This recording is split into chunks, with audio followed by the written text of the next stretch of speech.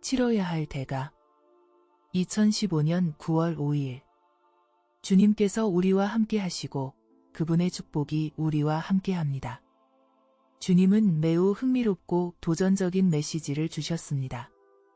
어제 저에게 무슨 일이 있었는지 궁금해하시는 분들을 위해 말씀드리자면 저는 치통이 있었고 그 밖에도 다른 모든 것이 한꺼번에 몰려와서 피곤해졌고 그래서 어젯밤에는 메시지를 전할 수 없었습니다. 하지만 지금은 주님께서 힘든 부분들에 도움을 주시고 아름다운 메시지를 주셨습니다.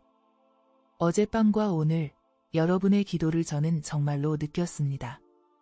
특히 오늘 저를 위해 기도해 주셔서 정말 큰 힘이 되었습니다. 그래서 오늘 밤 메시지를 받을 수 있었습니다. 정말 감사합니다. 오늘 기도하면서 주님의 말씀을 기다리고 있는데 주님은 이렇게 말씀을 시작하셨습니다.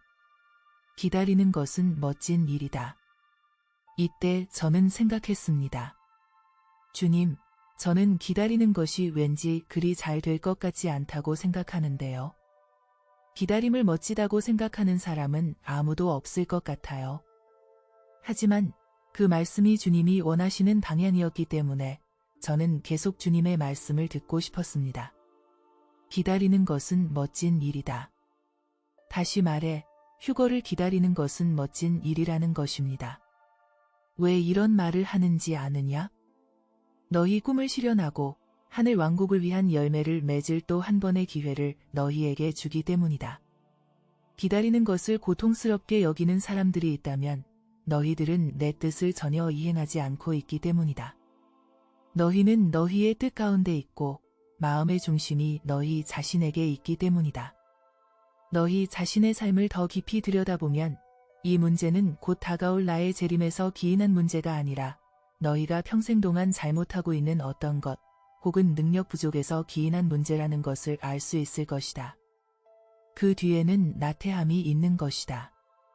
너희는 내가 너희에게 준 모든 재능을 사용하는 것에서도 뒤처져 있고 이 세상에서 너희 인생을 위해 약속된 참된 목적을 이루는데도 뒤처져 있다.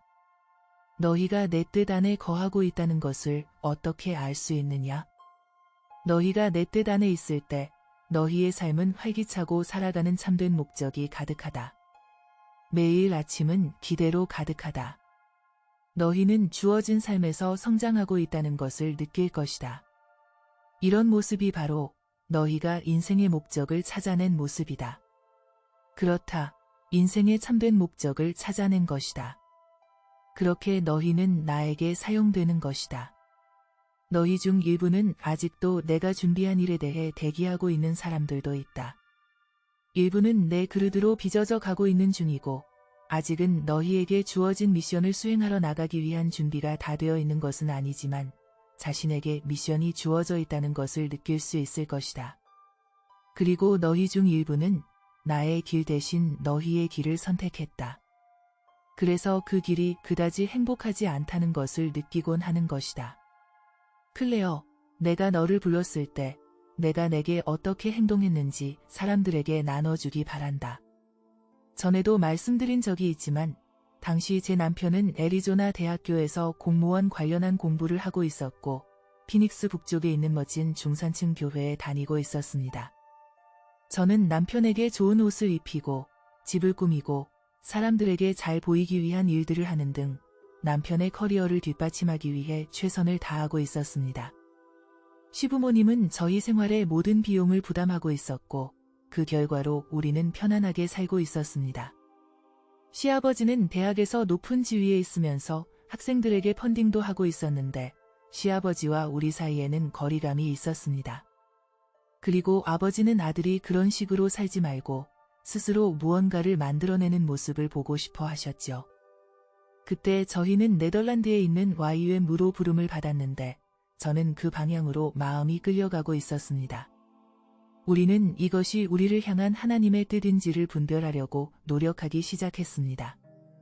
그 즈음에 보이스 오브 더 마어터즈의 설립자인 리처드 워브랜드가 수요일 밤에 우리 교회에 와서 우리가 가진 풍요로움에 대해 이야기를 했는데 우리가 그 풍요로움 속에서 진정으로 행복한 것인지에 대해 이야기했습니다. 그는 또한 우리 중 일부는 선교지로 부름을 받았고 그 부름을 위해서는 치러야 할 대가가 있다고 이야기했습니다. 그분은 제가 교회에서 가장 먼 쪽에 앉아 있는데도 저를 똑바로 바라보시며 당신의 치러야 할 대가는 무엇입니까? 라고 물으셨습니다. 와우! 가슴에 총알이 박힌 것 같았어요. 당시 우리 교회에서 파송한 선교사는 한 명 있었는데 선교단체 사무실에서 일하는 젊은 독신 여자였어요. 저희는 세 자녀를 둔 30대 부부로 선교를 마음에 품은 청년들과 함께 훈련을 받으러 가고 싶었지만 $5,000가 필요했습니다. 교회는 우리에게 자금을 지원하는데 전혀 관심이 없었습니다. 저희 부부가 가진 것 중에서 그만한 가치가 있는 것은 시아버지가 선물로 사주신 새 스테이션 외건이 전부였습니다. 멀어져 있던 가족 관계가 조금 개선되고 있었는데 그때 시아버지는 이 선물을 주셨던 겁니다. 그런데 YUM에 가려면 이 선물을 희생하고 시아버지와는 완전히 멀어질 수밖에 없는 상황이었습니다. 저는 그때 상황에 대해 정말 뿌리 깊은 불안감을 가지고 있었는데 그중 하나가 제 남편과의 관계였습니다. 뭔가 옳지 않고 맞지 않는다는 느낌이 많이 느껴졌습니다. 우리는 서로 같은 생각을 가지고 있지 않았고 저는 이렇게 생각하기도 했습니다. 좋아. 외국에 가서 헤어지면 아이 셋을 키우는 나는 정말 감당할 수 없는 처지가 되겠구나. 정말 육신으로 생각하고 있었던 상태였습니다. 제 마음은 가자고 외치고 있었고 제 육신은 조심해. 조심해. 라고 외치고 있었습니다. 너무 진지하게 고민하다 보니 유럽 여행에 입을 옷이 필요하다는 우스꽝스러운 생각까지 들었던 기억이 납니다. 어머니가 저를 위해 옷을 만들어 주셨죠. 마치 연극이나 영화에서 판타지 배역의 복장 같았어요. 결국 우리는 주님의 부르심을 버리고 $5,000짜리 자동차와 시아버지와의 관계를 중요하게 여기고 선택했습니다. 그리고 얼마 지나지 않아 그 관계도 깨졌습니다. 그 후 어느 날 꿈을 꿨는데 꿈속에서 저는 유람선을 타고 있었고 선장이 저와 이야기를 나누고 싶다고 요청했습니다. 선장은 메인 갑판 아래층에 있었어요. 제가 선장님 앞에 다가가니 키가 크고 금발에 깔끔하게 면도를 했고 흰색 정장을 입은 아주 잘생긴 분이었습니다. 그는 이렇게 말했습니다. 그는 당신을 불렀습니다. 여기서 그는 주님을 말합니다. 당신은 그 부름을 놓쳤습니다. 하지만 그가 다시 부를 겁니다. 그리고 저는 깨어났습니다. 저는 즉시 우리가 잘못된 선택을 했다는 것을 알았고 깊은 슬픔에 빠졌습니다. 얼마 지나지 않아 둘째 아이가 생명을 위협하는 장폐색으로 응급수술을 받아야 했습니다. 남편과 저는 3개월 동안 외벌이로 살다가 남편이 다시 학교로 돌아가기로 결정했고 우리는 다시 안락한 중산층 생활로 돌아갔습니다. 하지만 저는 행복하지 않았습니다. 삶은 밋밋하고 깊은 삶의 실체가 느껴지지 않았습니다. 그 후 두 번째로 주님의 부르심을 받았을 때는 우리가 메릴랜드주 아나폴리스에서 같은 일을 하고 있었습니다.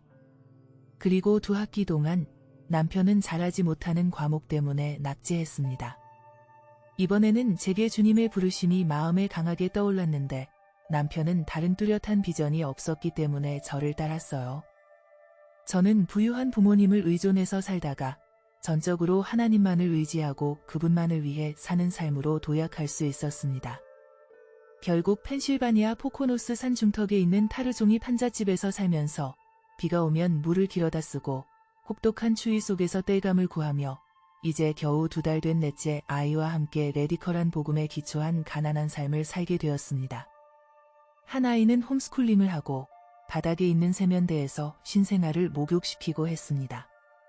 그때 얼마나 행복했는지 모릅니다. 세상에 정말로 제 인생에서 그렇게 행복했던 적은 없었습니다. 제 삶 전체가 주님과 남편, 아이들을 중심으로 돌아갔어요.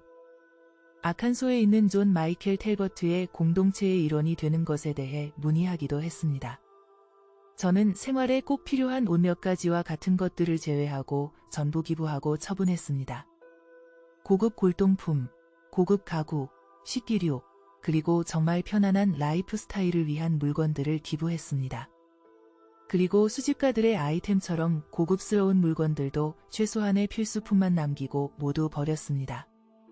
저는 제 삶에서 누릴 수 있을지 몰랐던 완전히 새로운 자유를 만났습니다. 이것이 주님의 두 번째 부르심이었습니다. 그 후 곧 제 남편은 저를 떠났습니다. 그는 이런 생활을 원치 않았고 세상에서 무언가를 이루고 부유해지고 싶어 했습니다. 이처럼 내 부름을 따르기 위해서는 희생이 필요했다. 편안한 생활 방식이나 나를 위해 세상 끝자락에서 살아가는 것, 결혼 생활과 아이들에 대한 결정이 필요했다. 인간관계와 안전과 같은 것들은 다른 땅, 즉 나의 뜻이 있는 땅으로 부르고 있었기 때문에 버려졌다. 그 땅에서는 물건들을 내가 공급하는데 그냥 땅에서 솟아나와 너희의 무릎에 떨어지곤 한다.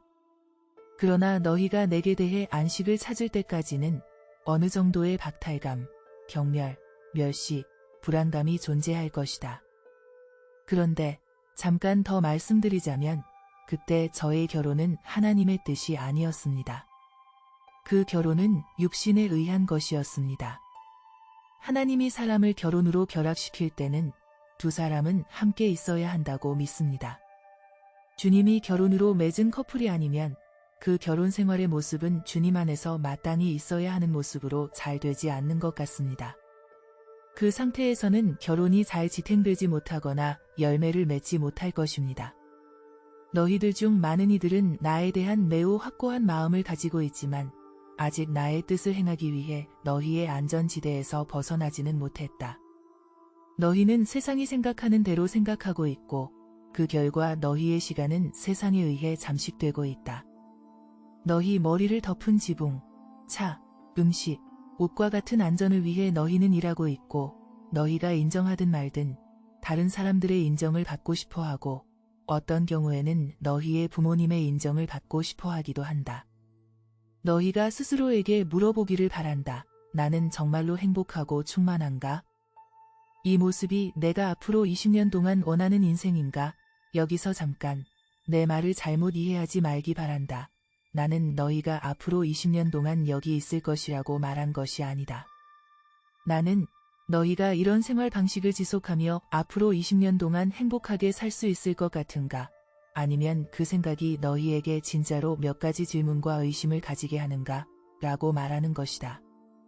너희는 그런 삶을 살면서 늙어가며 만족해하는 자기 자신을 볼 수 있는가? 아니면 무언가 매우 중요한 것이 빠져 있지는 않은가? 복음을 전하고 자유롭게 살고 싶은 갈망이 있는데 아직 그 갈망을 채우지 못한 건 아닌가? 사람들을 치유하고 안전하게 나의 품에 안기도록 하는 사역을 하고 싶은 갈망이 있지는 않은가? 아니면 너희는 세상을 위해 일하며 너희가 할 수 있는 곳에서 선한 일에 기여하는 것에 만족하는가? 지금 현 상태를 유지하면서 말이다. 나는 이 생각들을 너희에게 남기려 한다. 너희가 치를 대가는 무엇인가? 꿈을 따라가고 나를 기다리는 동안 계속 일하라고 내가 너희에게 말하지 않았느냐? 그것이 고되고 지치는 일이겠느냐? 아니면 나의 나라가 이 땅에 오기 위해 또 한 가지를 더 할 수 있는 새 날이 주어졌다는 기쁨 속에서 살아가는 것이겠느냐? 너희는 그저 시간을 보내고 있는 것이냐 아니면 내 안에 거하고 있는 것이냐? 너희 안에 내가 넣어준 꿈을 위해 일어나 달려가는 모습 보고 싶다. 휴거 때문에 혹은 이기적이고 동기 때문에 미루어 두었던 그 꿈을 위해 달려가기 바란다. 너희가 자유롭게 행동하고 너희의 삶에 놓아둔 가장 높은 목표를 향해 따라가는 모습을 나는 보고 싶다. 바로 너희가 이 땅에 창조된 목적을 위해서 말이다.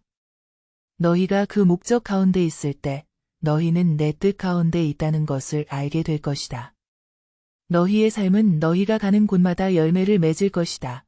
무료급식소에서의 작은 열매든 모잠비크에서의 더 많은 열매든 너희 발걸음을 따라 열매를 맺을 것이다. 너희가 결정을 내려야 하는 것이다. 너희가 16세든 60세든 상관없다.